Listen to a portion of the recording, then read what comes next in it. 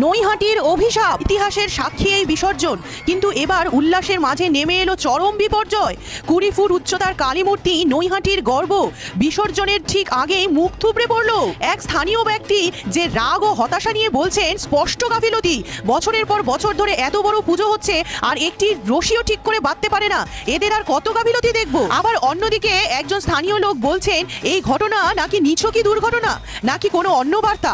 একাংশ বলছেন পূজা আজ ব্যবসায় পরিণত হয়েছে, তাই মা আর সহ্য করতে পারলেন না। একজন প্রবীণ ব্যক্তি ভয় ও বিশ্বাস নিয়ে বলছেন এ তো অভিশাপ, মা মুখ ফিরিয়ে নিলেন, টাকার লোভ এই নৈহাটির জন্য একটা দুঃসংবাদ অপেক্ষা করছে। এ তো অলৌকিক ঘটনা, এ শুধুই অলৌকিকতা। দুর্ঘটনার কারণ যাই হোক, 20 ফুট উঁচু কালী প্রতিমার এমন পতন নৈহাটির ইতিহাসে এক কালো অধ্যায়। এ কি শুধুই দুর্ঘটনা নাকি অলৌকিক কোনো সংকেত? প্রশ্ন রেখে গেল এবারের কালী পুজো। উত্তেজনা চরমে আর উত্তরের খোঁজে নৈহাটিবাসী।